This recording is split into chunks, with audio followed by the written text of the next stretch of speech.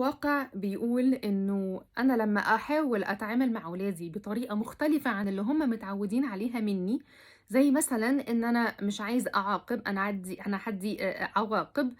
فيبدأوا في المرحلة الأولانية يبقوا أكثر استفزازًا من أي وقت عدّى عليّا، لدرجة إن أنا كأم أو أب أو مُدرِّس هابدأ أشُك هو مش المفروض اللي أنا باعمله ده يجيب نتيجة، أنا حاسس إن أنا ماشي بضهري، هو إيه اللي بيحصل؟ الحقيقة بتقول إنه الأطفال ما بيتطمنوش أوي للتغيير يعني لعدة أسباب، هو أولًا هم متعودين على حاجة، بغض النظر هي إيه، هي حاجة متعودين عليها، فالحاجة دي أصبحت comfort zone أنا عارفك كده، فلمّا بتتغيّر باحس إن في حاجة،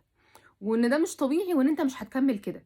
فتبدأ الأطفال تستخدم كل الأساليب إنها تمتحن صبرك،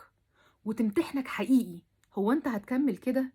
والّا هُم دول كده حلاوة يومين، والّا فلوس الكورس اللي أنت لسه دافعه، فإحنا ما هنتبسط يومين وهنرجع تاني؟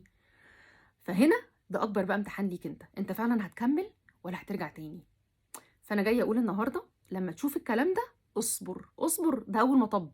بس لو عدّيته بهدوء خلاص، اللي فات هيكون مات، وتقدر تبدأ مع ولادك فعلًا صفحة جديدة اللي أنت كان نِفْسك ترسمها من زمان.